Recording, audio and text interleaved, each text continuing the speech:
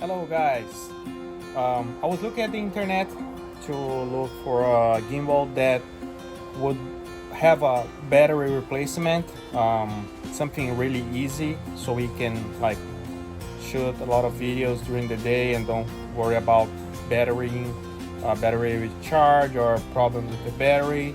And another important thing for me was I needed a gimbal that is not going to stop working forever in 6 months or 1 year or 2 years.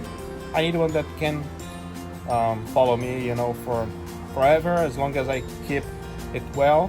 So one that has a battery replacement is the best one for me. And of course, I saw a lot of reviews, a lot of studies of the best ones, and I'm going to show you which one I chose that has the battery replacement. This is the one, the Zion Smooth T2. Okay, this is the only one that I see under $200 that has the battery replacement and that is current on market.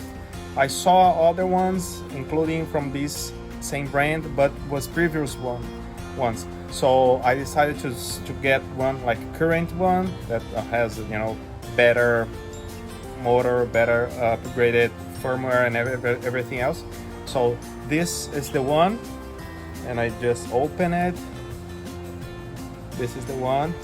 Let me show you this here, where you can use it.